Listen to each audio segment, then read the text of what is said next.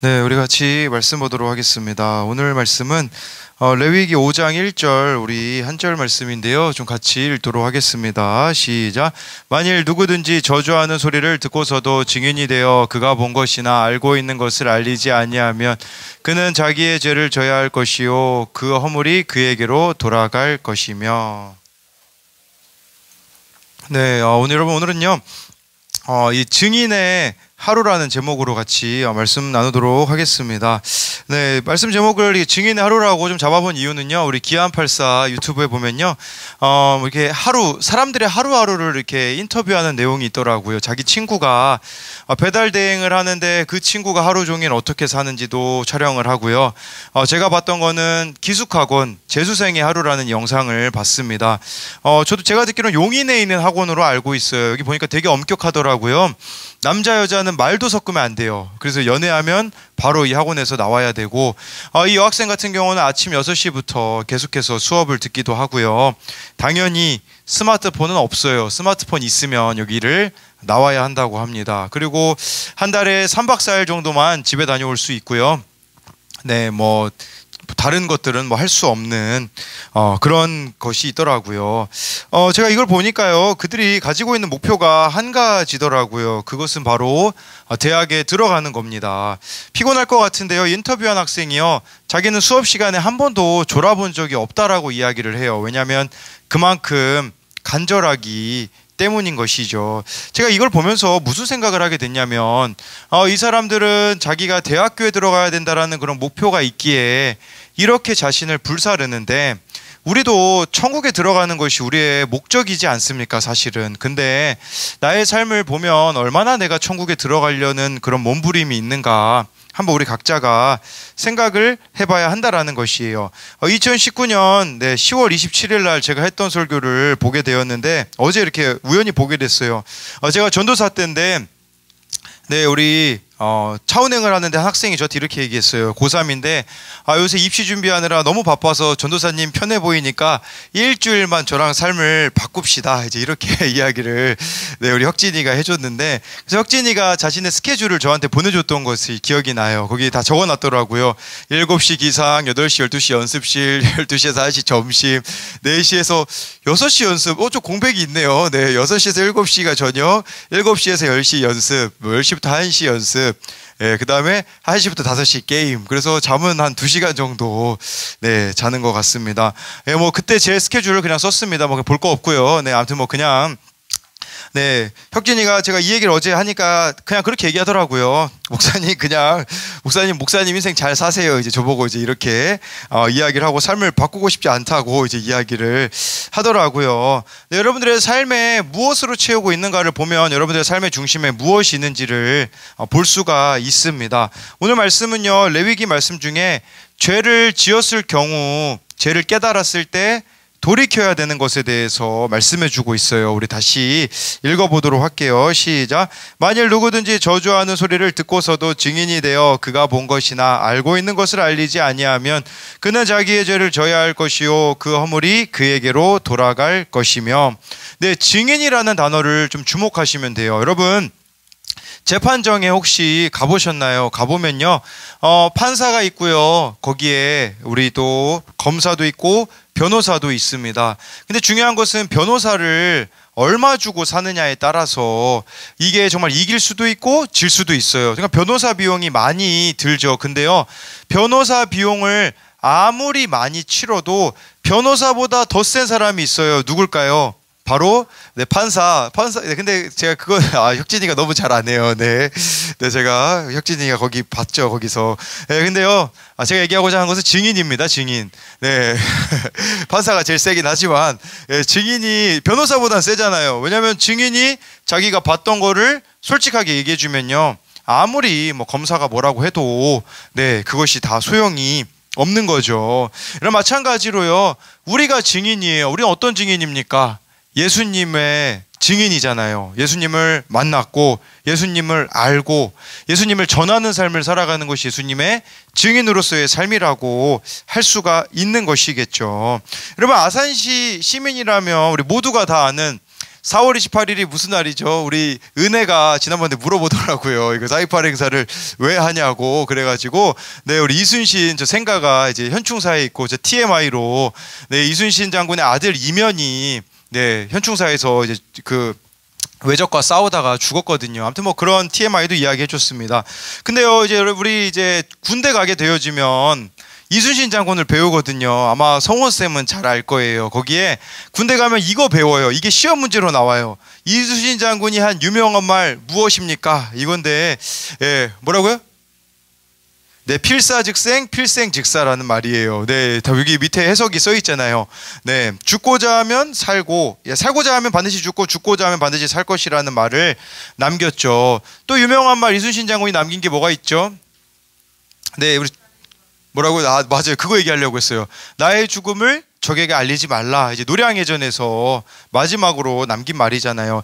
좋은 의미죠. 근데 우리가 꼭 예수님 믿는 게 이런 모습인 것 같아요. 내가 예수님 믿는 거 절대 아무에게도 이야기하지 말라. 그래가지고 학교에 가가지고 대학교 가가지고 그냥 예수님 믿는 거 친구들도 모르게 숨기며 꽁꽁 숨기며 살아가는 안 좋은 형태의 이순신형 그리스도인들이 있다라는 것을 이야기하고 싶어요. 여러분 혹시 친구들이 예수님에 대해서 안 좋은 이야기 할 때 그냥 아무 말도 못하고 있지는 않습니까? 여러분 한번 생각해 보세요. 누군가가 나를 부끄러워한다라는 것은 엄청 큰 아픔이거든요. 여러분들을 누군가가 투명인간 취급했다고 생각해 보세요. 학교에 갔는데 나를 투명인간 취급해요. 어떻게 하겠어요? 네, 우리 뭐 다 힘들죠. 저도 이거 실제로 투명인간 취급을 당해본 적이 딱 2번 있었던 것 같아요. 한 번은 좀 방황하는 아이 이제 PC방에 찾으러 갔다가 친구랑 게임하고 왔는데 게임 중이어서 제가 갔거든요. 아는 척 했더니 제가 부끄러웠나 봐요. 그래가지고 예, 집에 그냥 돌아왔던 적이 있어요. 5분 동안 멍하니 서 있다가 돌아오면서 막 왜 이렇게 좋아해? 집이 기분이 나쁘네. 네, 그래서 막 아 내가 옷을 패션 테러리스트로 입어서 그런가? 왜 나를 모른 척하지? 라고 생각했던 적이 한 번 있고요. 또 한 번은 어느 집에 벨을 눌러서 들어갔어요. 그 아버지가 열어줘가지고 아들 둘이 있는 집이었거든요. 근데 우다다다닥 소리가 나더라고요. 보니까 그냥 자기 방으로 숨고 없는 척을 해가지고 저랑 저희 어머니가 그냥 그 집을 나왔던 적이 있어요. 누군가가 나를 이렇게 그냥 투명인간 취급하면요 참 쉽지가 않더라고요. 제가 이 이야기를 왜 드리냐, 여러분들의 삶에 예수님을 투명인간 취급하고 있지는 않느냐라는 거예요. 그래서 적용 질문도 나의 삶에는 예수님이 몇 %나 차지하고 있는가? 내 생각, 내가 보내는 시간 그 속에 얼마나 예수님이 들어있습니까? 거의 투명인간 취급하고 우리가 살아가고 있지는 않습니까? 그렇다면 예수님의 증인으로 산다라는 것은 어떤 의미일까요? 사도 바울이요 고린도후서 5장 15절에 이런 말씀을 남겼어요. 우리 같이 읽어볼게요. 시작. 그가 모든 사람을 대신하여 죽으심은 그들 자신을 위하여 살지 않고 오직 그들을 대신하여 죽었다가 다시 살아나신 이를 위하여 살게 하려 함이라. 여러분 예수님의 증인으로 산다라는 것은요 자신을 위해서 살아가는 게 아니라 예수님을 위해서 살아나는 것이라고 말씀해 주고 있어요. 나와 있잖아요. 다시는 그들 자신을 위하여 살지 않고 대신하여 죽었다 다시 살아나신 예수님을 위해서 사는 삶이다 라고 말씀해 주고 있는 것이죠. 어제 청년부에 이런저런 좀 나눔을 하는데 목사로서 사는 것의 힘듦에 대한 이야기가 나왔어요. 여러분 전 세계에서 우리나라에만 새벽기도 있는 거 아시죠? 네, 그래가지고 대한민국 목사라면 365일을 새벽기도를 네, 해야 합니다. 제가 보니까요 이번 생에는 오래 살긴 글렀어요. 아마 제가 위암에 좀 걸리지 않을까, 위가 안 좋을 것 같아요. 새벽에 맨날 일찍 일어나야 되니까. 그러다 보니까 뭐 365일 새벽기도 하죠. 일주일에 설교만 거의 한 10번에서 14번 정도 네, 하더라고요. 제 아내가 좀 착각하는 게 있어요. 저는 그냥 설교 머신인 줄 알더라고요. 그냥 앉으면 뭐 설교가 자동으로 나오는 줄 아나 봐요. 그러면서 저보고 당신은 설교 머신이야 라고 해가지고 제가 너무 화가 났던 적이 있거든요. 누가 하고 싶냐고. 그냥 앉아 있을 수밖에 없어요. 그냥 설교도 오늘만 해도 지금 3번 설교하고 있거든요. 새벽 11시 지금까지 하는데, 근데요 제 느낌으로 말하자면 고3 생활을 지금 한 10년째 하고 있는 이런 느낌입니다. 물론 힘이 들죠. 근데 분명히 저는 아는 게 있어요. 뭐냐면 예수님을 위해서 살아가는데 큰 기쁨과 유익이 저에게 있다라는 걸 좀 이야기하고 싶은 거예요. 여러분, 예수님의 증인으로 사는 방법 어렵지 않아요. 그것은 뭐냐면 여러분들이 예수님을 기뻐하면 돼요. 우리 속담에 그거 있잖아요. 뛰는 놈 위에 나는 놈 있다고 하잖아요. 여러분, 나는 놈 위에 즐기는 놈이 있습니다. 여러분, 즐기는 사람 어떻게 이겨요? 우리가 이겨낼 수가 없는 거죠. 근데요, 즐기는 놈 위에는요, 붙어있는 놈이 있습니다. 여러분, 예수님께 붙어서 살아가는 거, 그게 우리들에게 참된 기쁨을 가져다 준다라는 거예요. 네, 오늘 지민이가 반응이 너무 좋네. 네, 좋습니다. 그러니까 그 분당 우리 교회 이찬수 목사님이요, 제가 지난번에도 얘기했는데 골프를 안 치신다고 하더라고요. 왜 골프를 안 치냐? 네, 설교 준비하는 게 너무 행복해가지고 예수님 믿는 게 너무 즐거워가지고요, 골프 치고 싶은 마음이 전혀 안 든다고 하시더라고요. 주변에서 지금 대형교회 거의 2만 명 되는 교회였었거든요. 거기 교회 목사님에게 차도 바꿔준대요. 어느 분이요. 우리 차 바꿔준다면 뭐로 바꾸시겠어요? 뭐 벤츠나 뭐 이런 거 바꿀 수 있잖아요. 근데 이찬수 목사님은요, 전혀 관심이 없다고 하시더라고요. 왜냐하면 그런 좋은 차로 자신의 기쁨을 삼지 않기 때문이라고 이야기를 하시더라고요. 저도 그렇잖아요. 자전거 타는 거 엄청 좋아해가지고 하나님이 저에게 안장통을 주셔서 거의 그 치질같이 한 고통을 일주일 겪고 나서 자전거를 적당히 타거든요. 근데 진짜 신기해요. 많이 타잖아요. 또 다시 아프더라고요. 그래서 적당히 사랑하라고 하시는구나. 하나님 참 질투가 많으셔서 저희 고통을 주시는 그런 분이십니다. 여러분, 예수님을 가장 기뻐하는 거, 이게 바로 증인으로서의 삶이라는 거예요. 그래서 적용 질문으로는 여러분의 삶에는 무엇이 가장 큰 기쁨입니까? 예수님이 맞습니까? 여러분, 또 예수님의 증인으로 사는 사람은요, 히브리서 13장 12절 13절에 이렇게 말씀해 주고 있어요. 우리 같이 읽어볼게요. 시작. 그러므로 예수도 자기 피로써 백성을 거룩하게 하려고 그런즉 우리도 그의 치욕을 짊어지고 영문 밖으로 그에게 나아가자. 여러분, 예수님이 성문 밖에서 십자가에 못 박혀 죽으셨거든요. 그러니 우리도 그 예수님을 믿는다면 영문 밖으로 나아가자라고 말해주고 있는데, 이 영문 밖이 그 다음 구절은 제가 여기다 언급 안 했는데요, 영구한 도성이라고 나와 있어요. 쉽게 말씀드리면 천국이에요. 천국. 그러니까 천국을 목적으로 이 세상을 나그네처럼 살아가자라고 히브리서 이 말씀의 저자는 이렇게 말씀해주고 있다라는 거죠. 여러분, 이 땅에서 여러분들이 예수님의 증인이라면요, 나그네로 살아가셔야 합니다. 그리함으로써 예수님이 여러분들의 삶의 주인이 되어야 한다라는 것이에요. 예수님이 여러분들의 삶의 주인이 되면요, 감당할 수 없는 일도 감당하게 됩니다. 큐티인 2022년 1월 13일 묵상간증에 나오는 내용인데요, 제목은 내가 왜 당하고 있어야만 해? 라는 글을 어떤 분이 쓰셨어요. 실제로 있었던 일이거든요.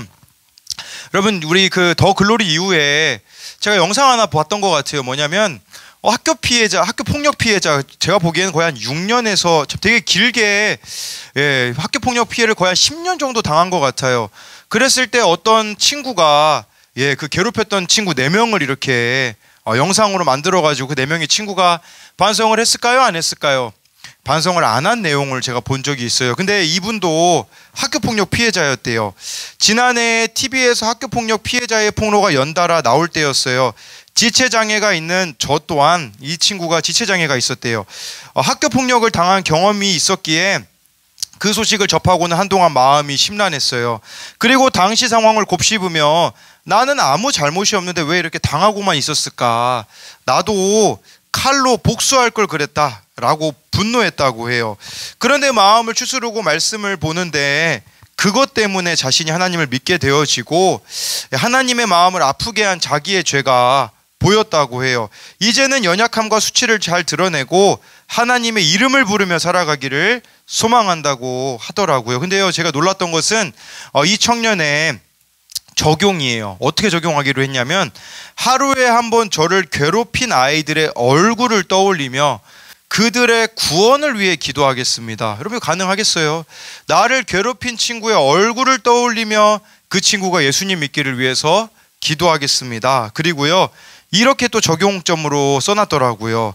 그들에게 직접 찾아가 너의 괴롭힘으로 내가 다시 살아났어. 고마워라고 말하겠습니다. 이게 어떻게 가능하냐라는 거죠.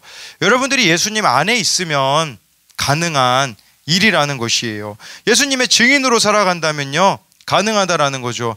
증인이 뭡니까? 본 게 있고 들은 게 있는 사람이 증인 아닙니까? 그래서 우리가 예배를 드리는 거예요. 예수님에 대해서 듣기 위하여. 왜 말씀을 읽고 기도를 왜 합니까?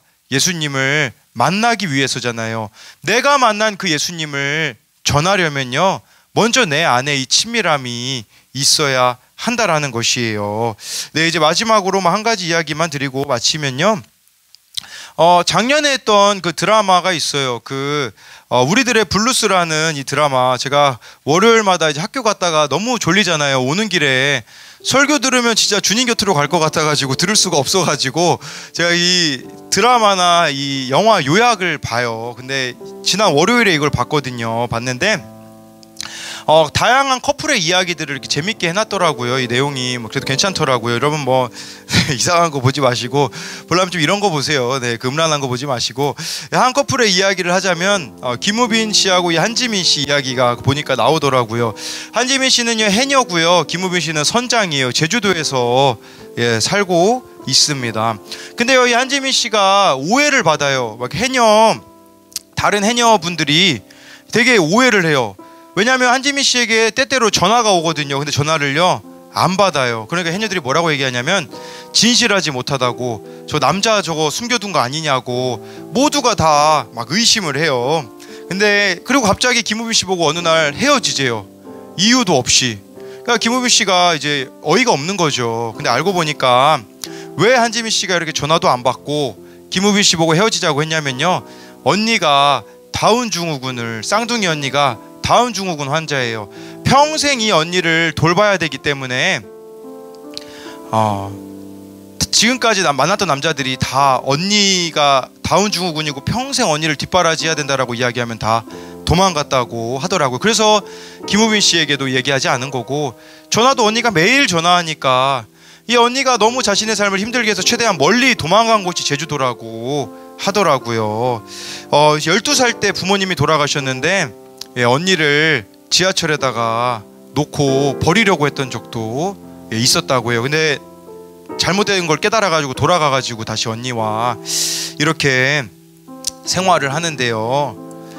근데요, 이제 그래도 이 남자친구가 잘 이해해줘가지고 언니를 잘 보살피겠다고 이야기하고 다시 만남을 가지는데요, 이제 언니가 제주도로 놀러 와가지고요 같이 시간을 보내다가 이제 마지막 날에 김우빈 씨하고 셋이 같이 밥을 먹거든요.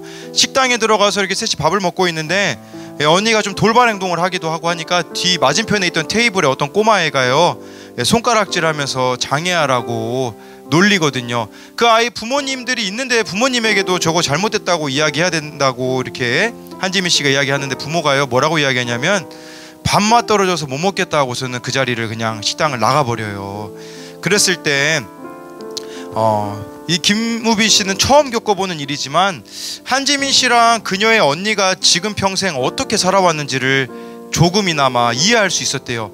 평생 다른 사람들에게 뜨거운 그 시선을 받으면서 죄인처럼 숨죽여서 살아왔던 거죠. 제가요 제일 감동적이었던 장면이 뭐냐면, 김우빈 씨가 자기 부모님에게 여자친구를 소개하려 집으로 데리고 가요. 근데요 집에 갔는데 아무도 말을 걸지 않아요. 김우빈 씨 아버지도 말을 안 걸고, 어머니한테는 지금 가서 도와주겠다고 하니까 어머니가 아무 말 안 하고 그냥 아들을 불러요. 그러니까 이제 한지민 씨가 그런 거죠. 내가 안 온다고 했잖아. 딱 기회 3번 이렇게 거부하면 그냥 나와버리려고 했거든요. 지금이 2번째야 라고 이제 남자친구에게 경고를 하거든요. 근데 이제 앉아가지고 같이 밥을 먹는데 어머니가 닭다리를 저 한지민 씨에게 주더라고요.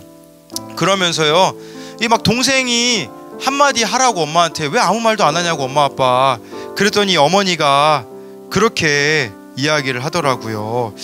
부모 없이 혼자서 장애이신 언니 거두는 게 얼마나 힘든 일이니 내가 고생이 너무 많았어 하면서 우시더라고요. 그러니까 한지민 씨가 어떻게 지금까지 살아왔는지를 공감해가지고 말을 못한 거예요. 왠지 말을 걸면 그냥 울어버릴까봐. 그러면서 이제 아버지는 뭐라고 이야기하시냐면요, 자기 아들에게 그렇게 얘기해요. 너 이 아이한테 잘해 라고 하면서 그 다음에 한지민 씨에게는 내 아들이 너한테 잘못하면 나한테 말하라 라고 이렇게 이야기를 하시더라고요. 그래서 제가 이 드라마를 보는데 오는 길에 회개를 했어요. 왜냐하면 하나님이 우리와 함께 하잖아요. 그러면 진짜 우리에게 마음으로도 때로는 말씀하실 때가 있어요. 근데 저에게 하나님이 이렇게 물으시는 것 같았어요. 야 성광아, 너는 엄마 없이 살아봤니? 야 성광아, 너는 아빠 없이 살아봤니? 야 너는 그런 아픔 당해본 적이 있니? 라고 물어보시더라고요. 제가 엄청 많이 찔렸어요. 왜 그러냐면 지금까지 엄마 없이 자란 아이 보고도 그냥 예수님만 잘 믿으라고 말만 했지, 나는 그 아이에게 얼마나 공감해 주려고 했는가.